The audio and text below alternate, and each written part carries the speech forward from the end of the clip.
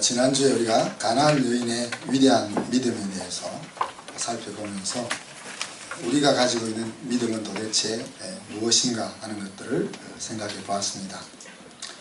우리 각 사람이 인생의 목표를 향해서 또 하나님이 주신 꿈을 향해서 열심히 달려가고 살아가야 하지만 우리가 고쳐야 될 태도 하나가 목적한 곳에 꼭 도달해야만 한다 하는 그런 생각을 지우는 것이라고 했습니다.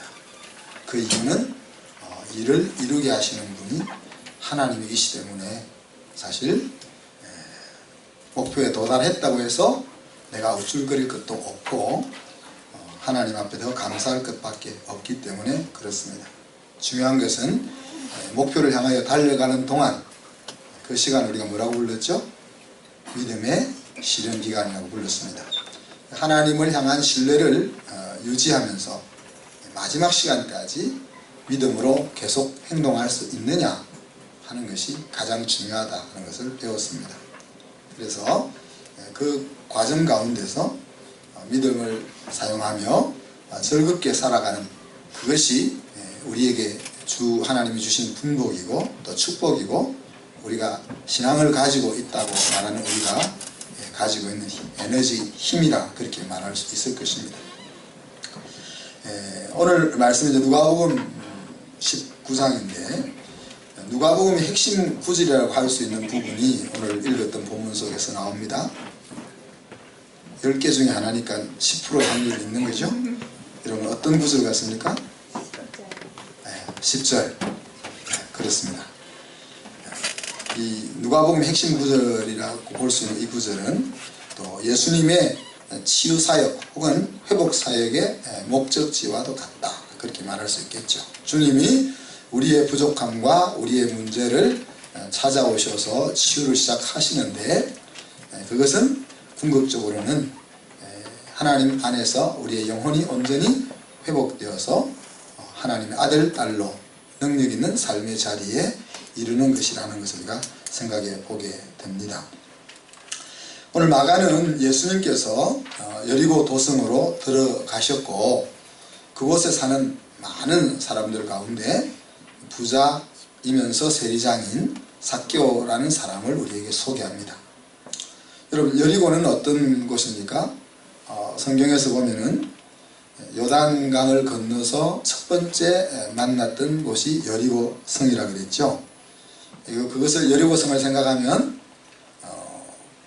정탐꾼을 숨겨줬던 기생 라합이 우리가 떠오르고 또 그 여리고 성을 말도 안 되는 방법으로 무너뜨렸던 여호수아가 떠오릅니다. 그리고 여리고 성이 무너질 때 그 많은 백성들 가운데 구원받았던 라합을 우리가 생각해 볼 수가 있습니다. 또 예루살렘에서 여리고로 내려가던 중에 어떤 일이 성경에 기록되어 있죠? 어떤 일입니까? 강도 만나는, 그래서 그곳에서 착한 사마리아인이 소개되는 그런 곳이 이제 여리고입니다. 예루살렘이 해발 760m 되는 고지대라면 여리고는 지중해 바다보다 한 250m 더 내려가 있는 낮은 지역입니다. 그래서 예루살렘에서 여리고로 갈 때 표현을 내려간다라는 표현을 쓰죠. 두 지역의 거리는 한 36km 정도밖에 되지 않아서 열심히 걸으면 하루 길입니다. 그런데 그 길은 돌멩이가 많고 사람이 뜸한, 그래서 외로운 길이라고 불렸고 많은 사람들이 강도를 만나는 그런 일들을 당하는 길이었습니다. 역사학자들은 이 여리고를 세계 최초의 도시가 아니었겠나 그렇게 일컫기도 하고 요단강을 건너 서쪽으로 들어갈 때 첫 번째 도시가 바로 여리고입니다. 그리고 그곳은 이제 각종 과실나무들이 우거져 있는 오아시스 도시고 종려나무 성이라고 불리는 그런 도시가 여리고입니다.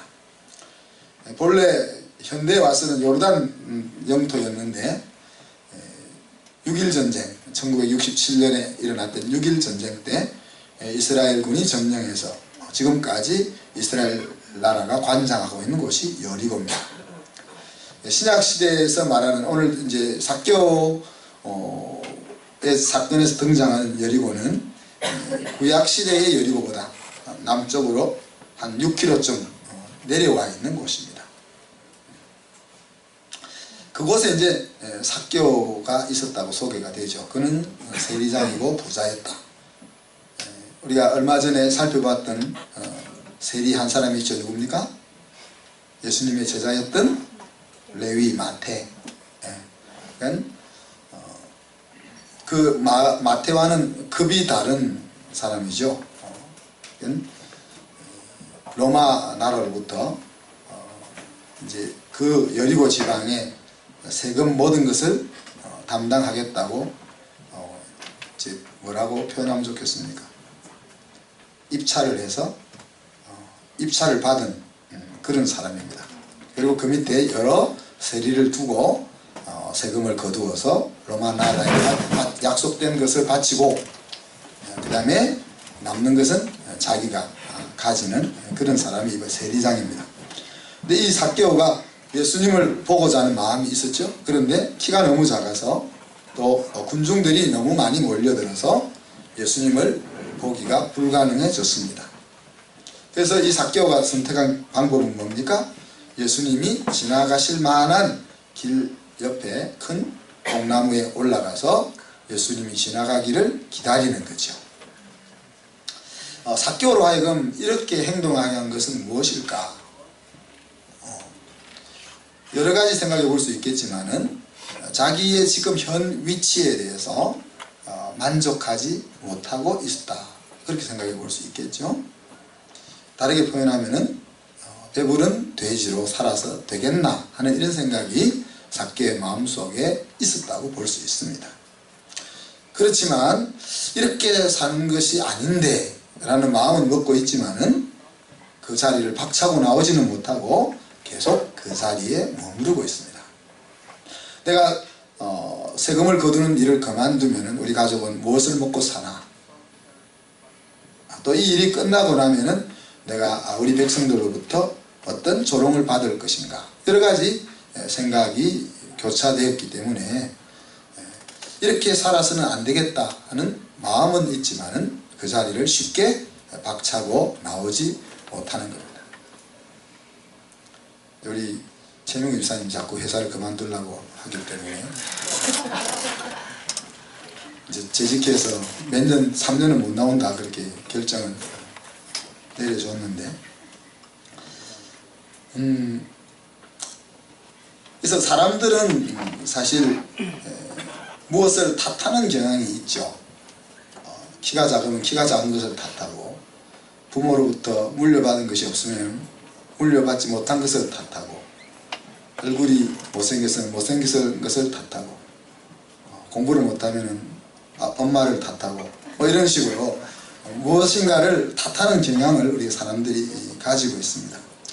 그런데 이 이스라엘 사람들은 우리와는 다른 정신 구조를 가지고 있습니다. 우리가 결핍하다고 생각하고 부족하다고 생각하고 탓하는 그것을 이스라엘 사람들은 하나님이 주신 선물로 생각합니다. 그것 좀 나누기 전에 유대인이 얼마나 지금 오늘 현대사회에서 파워풀한 그런 민족인지를 간략하게만 소개해드리면은 전 세계 인구의 한 0.25% 밖에 차지하지 않습니다. 그런데 이들에게서 노벨상의 22%가 유대인들이 수상을 했고 하버드대 학생의 30%가 유대인이고 예일대학 28%, 보스턴대학 24%의 학생들이 유대인입니다. 그리고 화면을 하나 넘겨주실래요? 여기 보시면은 여러분 알만한 로고들이 나오죠? 이것이 무엇을 나타내는 걸까요? 세계 100대 글로벌 기업의 3분의 1 이상이 유대인들이 CEO라는 이야기입니다. 네, 죽여버리십시오. 이제 제가 간략하게 지금 유대인들이 그 소수밖에 안 되는 사람들이 이런 파워풀한 그런 자리에 왜 와 있을까 하는 것들을 조금만 생각하고 말씀을 이어가겠습니다. 아까 이야기한 것처럼 우리는 부족하고 결핍된 것을 탓하는 그런 생각을 가지고 있는데 유대인들은 그것을 뭐라고 생각한다고요? 하나님이 주신 축복이다, 그렇게 생각하는 겁니다. 물론 이런 생각들은 나라를 잃고 난 후에 한 1700년 전부터 이제 좀 구체화되었던 생각들입니다. 태초부터 그런 생각을 가졌던 것은 아니고요. 자, 부족하다는 것은 우리로 하여금 좌절하게도 만들지만은 우리로 하여금 무언가를 하고자 하는 의욕을 갖게 한다는 거죠. 그래서 축복이라 하나님 주신 선물이라고 생각하는 겁니다. 이들이 우리나라만큼 외세의 침략을 받았잖아요. 그래서 아내도 빼앗겨보고 가족도 빼앗겨보고 재산도 빼앗겨보고 나라도 빼앗겨보고, 그래서 그들이 깨달은 것은 자기들이 가지고 있는 모든 것은 힘에 의해서 빼앗길 수 있다고 생각을 합니다. 그런데 그렇다면 빼앗길 수 없는 것이 무엇일까? 뭐가 빼앗길 수 없겠어요? 여러분 무엇을? 지혜로우신 분이 계시네. 이 지혜는, 우리 브레인, 뇌는, 뇌 속에 가지고 있는 것은 빼앗길 수 없다는 생각을 해내게 됩니다. 그래서 그것을 이제 지식이라기보다는 지혜라는 것은 내가 가지고 있는 지혜를 누군가가 빼앗아갈 수 없다 하는 이런 생각을 가지게 되는 거죠. 이스라엘을 가보니까 젖과 꿀이 흐르지는 않더라고요. 하나님이 왜 그곳을 젖과 꿀이 흐르는 땅이라 했을까? 물론 석청도 있으니까, 또 양떼와 소떼가 있으니까 젖을 짤 수도 있겠죠. 그래서 젖과 꿀이 흐르는 땅이라고 말할 수 있었겠지만은 오늘 이 유대인의 관점에서 보면은 젖과 꿀이 흐를 수 있는 잠재력을 가지고 있는 땅이 가나안이라는 거예요. 그래서 그들은 물이 없으니까 지중해 바닷물을 끌어다가 담수로 만들어서 그 사막을 젖과 꿀이 흐르는 땅으로 만드는 거죠. 그래서 이 부족함이라는 것은 이 이스라엘 사람들에게는 무언가를 하고자 하는 의욕을 불러일으킨다는 거예요. 두 번째 이들이 하나님 주신 선물이라고 생각하는 것은 배움입니다. 배움. 부족함을 해결하기 위해서 주어진 결과가 이 배움이 되는데, 배움을 통해서 자기들 앞에 다가와 있는 그 부족함이라는 도전을 극복해 나가는 거죠. 그래서 그들은 이 배움이라는 것을 하나님이 주신 선물로 생각합니다. 그리고 선생이 없이 배우는 방법을 이들이 해내었는데, 그것이 이제 여러분이 잘 알고 있는 하브루타라는 방법입니다. 교육 방법입니다. 우리는 좋은 선생으로부터 좋은 지식과 좋은 지혜를 들음으로써 배우는 그런 시스템 속에 살고 있는데, 이들은 서로 주제를 가지고 서로의 생각을 나눔으로써 주도적으로 인식을 하는 그런 작업을 하브루타라는 방식을 통해서 해나가게 되는 겁니다. 그다음 세 번째 이들이 생각하는 하나님 주신 축복은 그 부족함으로 인해서 배운 것을 기록으로 남기는 책입니다. 그래서 이들이 이런 모든 그것을 극복해내는 도구가 되는 경전이 이제 모세오경인 토라죠, 그죠? 그 토라를 그냥 단순히 종교적인 책으로 머물게 하는 것이 아니라 자기의 삶의 전 영역으로 연결시키는 작업을 한 것이 이제 탈무드가 됩니다, 그죠? 그래서 탈무드는 하나님의 말씀을 오늘날 우리의 삶 가운데 어떻게 적용할 수 있을까 하는 다양한 생각들을 계속 추가해 나오는 책입니다. 그래서 제가 이제 이스라엘을 가서 다시 한번 이스라엘 가야 될 것 같은데, 탈무드가 17권으로 되어 있다 하더라고요. 토라는 5권인데 그 5권의 성경에다가 보는 사람과 학자들의 의견과 생각들을 계속 추가해 나가니까 17권이 되었다는. 그럼 그 탈무드를 통해서 인간이 다루고자 하는 많은 서브젝트들을 아까 말씀드렸던 하브루타 방식으로 토론함으로써 이 두뇌 속에 길이 나 있는, 어떤 길이 나는 거예요? 주도적으로 인생에게 닥쳐오는 여러 가지 서브젝트들에 대한 하나님의 관점에서 바라볼 수 있는 길을 뚫고 거기에서부터 삶이 시작되는 거죠. 많은 내용을 짧게 이야기하려다 보니까 다음에 제가 계속 이 부분들 이야기를 할 겁니다. 자, 그러면서 이들이 이제 탈무드를 통해서 이 브레인, 두뇌를 활용하는 방법들을 계속 개발하게 되고, 그래서 이 탈무드라는 것을 통해서 과거와 현재와 미래를 연결시켜 나가게 됩니다. 그래서 탈무드를 보면은 맨 첫 장은 비어있고 그 다음에 맨 끝장이 비어있습니다. 그래서 완성된 책이 아니라 과거와 현재와 미래를 계속해서 유산으로 이어져 가는 그런 이제 책으로 그들이 사용하고 있는 거죠. 그래서 이 기록을 통해서 이스라엘 사람들은 커뮤니티를 형성하고 또 어떻게 신앙적으로, 우리하고 다른 신앙적 개념이겠지만은 어떻게 하나님의 관점에서 생활해 나갈 것인가 하는 것들을 생각하고 또 새로운 것을 계속 창조해 나가는 기록들을 덧붙여 나가는. 그래서 이런 이야기를 합니다. 탈무드 가난한 아이에게서 배우라. 왜 가난한 아이에게서 배우라 할까요? 우리 요한이 요셉이가 탱리 맥카이드를 사고 싶으면 어떻게 하면 돼요? 아빠를 기분 좋게 하든지 아니면 엄마를 쫄라서 생일날 선물로 받으면 되는 거죠. 근데 가난한 아이는 그 장난감을 가지고 싶어도 가질 수가 없죠. 돈이 없으니까. 그럼 가난한 아이는 그 부족함을 그냥 그 부족함에서 머무는 것이 아니라, 그러면 엄마 아빠가 사주지 않는데 어떻게 하면 저 장난감을 가질 수 있을까 하는 쪽으로 생각이 간다는 거죠. 그러면 여러 가지 방법을 개발할 수가 있습니다. 아빠 구두를 닦아서 1년을 모으면 저것을 살 수 있을까?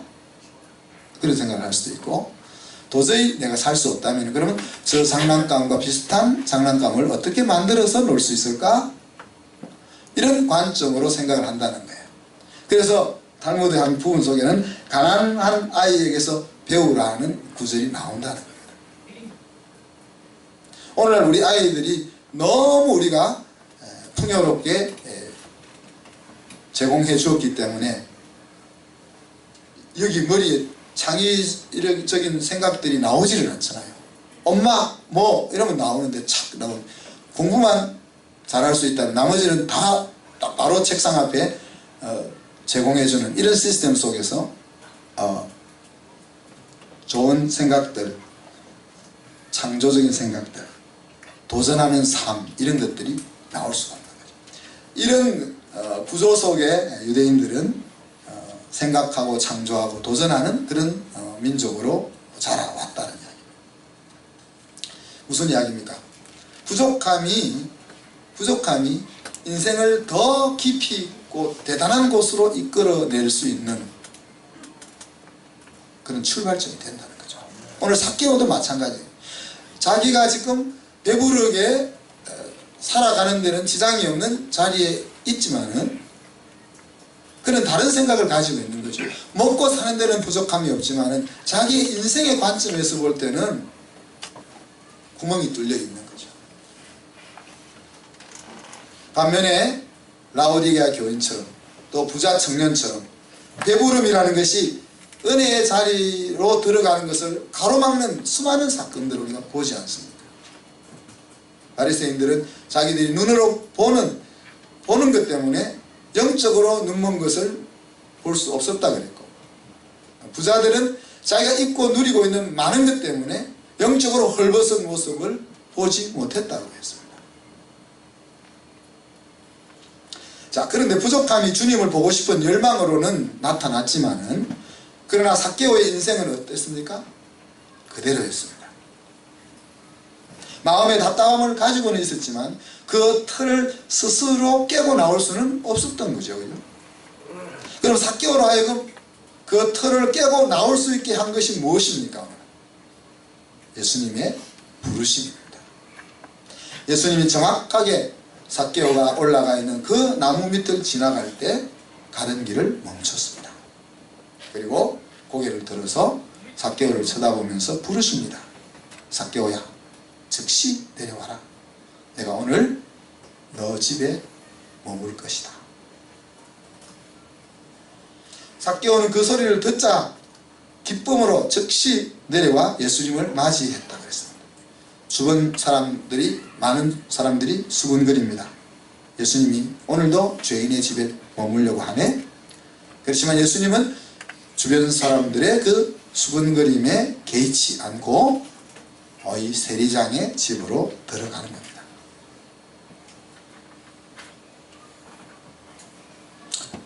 결핍함이, 부족함이 주님을 보고자 하는 열망으로,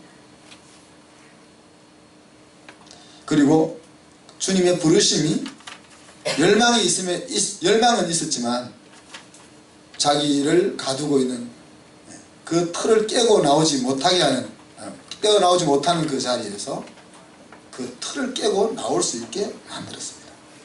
우리는 이것을 생명의 만남이라고도 부릅니다. 그죠? 그리고 인생을 살아가는 가운데 수많은 만남이 있는데 그 가운데서 가장 근원적인 만남이라고 부릅니다. 내 마음의 귀에 들려져야 하는데, 그래서 우리는 이런 이 생명의 만남을 은혜라는 말 말고는 다르게 설명할 수가 없는 것입니다. 이 사건이 일어나기만 하면 되죠. 자기를 감싸고 있는 그 틀을 깨고 나오지 못할 사람이 없을 것입니다. 그래서 우리가 마지막까지 내 인생을 향하여, 또 내 자녀들의 인생을 향하여 희망을 가질 수 있는 이유가 되는 겁니다. 지금은 도무지 소망이 없어 보인다 할지라도 하나님의 부르심이 나의 마음속에, 또 우리 아이의 마음속에 인식되기만 하면 그를 둘러싸고 있는 어떤 견고한 틀이라도 깨어버릴 수 있다는 거죠. 사람마다 다르겠죠. 그죠? 그렇지만 종합해보면 이런 겁니다. 내가 너를 사랑한다. 내 아픔을 안다. 너를 위한 특별한 계획을 내가 가지고 있다. 너는 내 아들이고 내 딸이다. 내 인생은 내가 책임질게. 그런 내용입니다. 그런 내용이 우리 각자에게 어떻게 다르게 들려질는지는 모르지만은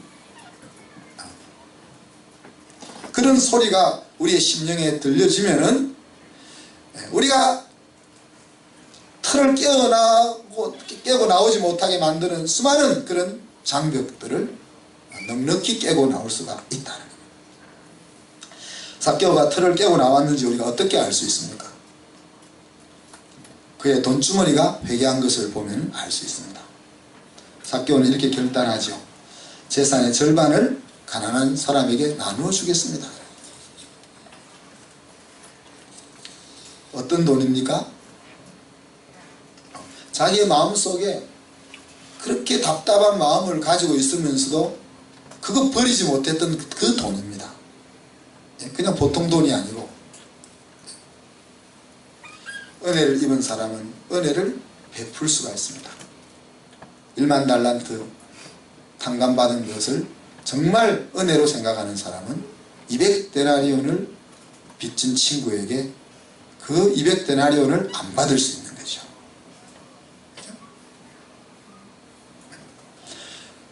삭개오에게 주님은 내가 오늘 너희 집에 임하겠다 한마디 했지만, 그죠? 그 한마디는 아까 제가 말한 것처럼 삭개오의 인생에 하나님의 사랑이 들려집니다.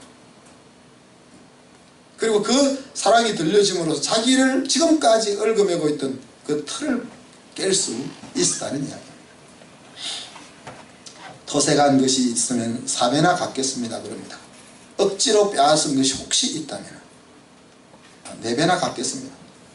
민수기 5장에 보면은 그 지은 죄를 자복하고 저 죄값을 온전히 갚되 5분의 1을 더하여 그가 죄를 지었던 그 본주에게 돌려줄 것이라 그랬습니다. 사람이 살다 보면은 남에게 피해를 주는 일이 발생한다는 거죠. 근데 피해를 주고 나서 가만히 보니까 내가 잘못했네 하는 것을 깨닫고 그것을 되돌리려면은 내가 잘못했습니다라고 용서를 구하고 그 다음에 자기가 손에 끼친 거에 20%를 더 붙여서 갚아주는 것으로 그거를 해결하게 했습니다. 근데 오늘 삭개오는 뭐라고 합니까? 4배나 갚겠습니다. 120%만 갚으면 되는 일을 400%를 내겠다 그렇게 이야기하는 겁니다.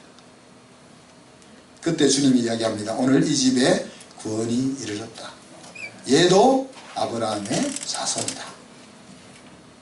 그러면서 우리가 지금까지 몇 달 동안 그 회복의 종착점에 대한 이야기, 인자에 온 것은 잃어버린 자를 찾아 구원하게 하려 함이라 하는 말씀으로 마무리하고 있습니다. 바로 자기의 자리를 돌아오게 하는 그 회복을 위해서 주님이 이 땅에 오셨다는 겁니다. 주님이 수많은 사람들을 찾아서 방문하고 치료하고 고치시고 이렇게 세운 목적이 바로 생명을 얻게 하고 그 생명을 더 풍성하게 이끄는 온전한 구원의 자리, 회복의 자리로 이끄는 것이라는 것을 다시 한번 강조하고 있는 거죠. 사랑하는 성도 여러분, 하나님의 나라는 열린 공동체입니다. 마치 유대인 사회가 열린 사회인 것처럼 유대인은 엄마가 유대인이면 유대인이 되고요. 또 유대인은 다민족 국가입니다. 알고 보면 사실.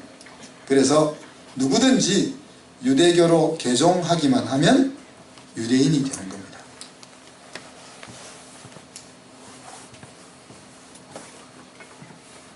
우리가 예수 그리스도에 대한 믿음으로 살 것을 받아들이기만 하면 하나님 우리를 성도라고 부르죠. 거룩한 무리라고 부릅니다. 그리고 그 거룩한 무리들을 통해서 하나님의 나라를 만들어 가십니다. 이런 일을 하시기 위해서 예수님께서 이 땅에 오셨고 사람들을 치료하시면서 그들의 우리의 약함을 돌아보셨다고 하셨습니다. 그리고 예수님이 이 땅에 오셔서 사람들을 만나 회복시키시는 궁극적인 목적은 바로 잃어버린 자를 찾아 구원하는 것이었습니다. 이제 이 사건이 끝나고 주님은 곧 다시 예루살렘으로 올라가서 십자가에 달리는 길을 걸어갑니다. 그 구속사를 이루는 그 현장에 가기 전에 마지막 하나님 자기의 백성을 만나는 기록을 누가는 이 삭개오를 만나는 것으로 마무리하고 있는 것이죠. 사랑하는 성도 여러분, 우리에게 있는 부족함은 무언가를 하고자 하는 의욕과 열망을 이끌어내고 하나님의 만져주심을 통해서 하나님의 부르심을 통해서 우리는 삶을 전환하고 새로운 인생을 회복한다는, 어떻게 보면 인생 회복의 공식을 우리가 살펴보았던 것입니다. 여기서 하나님과 사람이 어떻게 협력해서 구원의 완성을 이루어가는지 하는 것들을 우리가 생각해 볼 수 있죠. 모든 것이 하나님이 하시는 일이지만은 우리가 해야 할 부분이 있다는 이야기입니다. 저와 여러분은 부족함이 불행함이라고 여겨지는 세상 속에 살고 있습니다. 그리고 우리도 시시때때로 나에게 부족함은 나를 힘들게 하는 것으로 생각하며 살아보고 있습니다. 그러나 오늘 말씀을 통해서 부족함이야말로 하나님이 우리에게 주신 선물이라 하는 생각을 가질 수 있었으면 좋겠습니다. 그리고 내 스스로는 틀을 깨고 나올 수 없지만 얽히고 설켜있는 가족, 양육, 부양의 문제, 그리고 새로운 것에 대한 두려움, 미래사회에 대한 불확실, 여러가지 연유로 인해서 내가 깨달았어도 그 자리를 박차고 일어나기 힘든 그런 부분들이 많지만은, 그러나 주님이 만져주신다면 우리는 그 틀도 깨고 나올 수 있다는 것을 보았습니다. 그래서 우리는 은혜의 보좌 앞으로 날마다 나아가야 할 것입니다. 그것은 주도적으로 하나님의 말씀이 들려지는 자리로 우리가 몸과 마음을 가지고 나가야 하는 것을 이야기합니다. 제가 던지는 말씀 앞에 서는 것이 아니라 여러분 스스로 하나님의 말씀 앞에 나가서 하나님이 여러분의 가슴 속에 들려주는 그 음성을 듣는 은혜의 자리로 나아가야 할 것입니다. 참으로 안타까운 것은 이 세상에서 가진 것 때문에 영적으로 눈먼 것과 헐벗은 것을 모르고 구원의 변방에서 살아가는 사람들이 많다는 것이죠. 더 안타까운 것은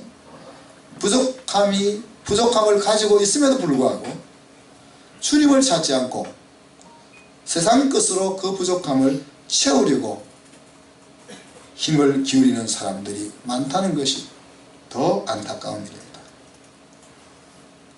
사랑하는 성도 여러분, 우리가 결론적으로 말할 수 있는 것은 뭡니까? 은혜가 답이다. 우리의 인생이 부족함을 인생의 망가짐으로 여기지 않고 그 부족함을 어떻게 해결할까 하는 마음을 가지게 되는 것은 은혜입니다. 그죠? 그리고 그런 수고를 통해서 얻어진 것을 기록으로 남기고 배우고 익히고 그것을 과거와 현재와 미래로 엮어내는 그것은 지혜라고 할 수 있을 것입니다. 어떻게 그런 일들이 가능할 수 있을까? 저는 주님의 은혜가 임할 때만 그와 같은 일들이 우리에게 일어날 수 있지 않겠는가. 그리고 어떻게 하면 이런 은혜의 분위기 속에 우리 학생들과 우리 성도들이 깊이 잠겨서 살게 할 수 있을까 하는 것들을 이 연말에 고민을 합니다. 고민을 하니까 두렵죠.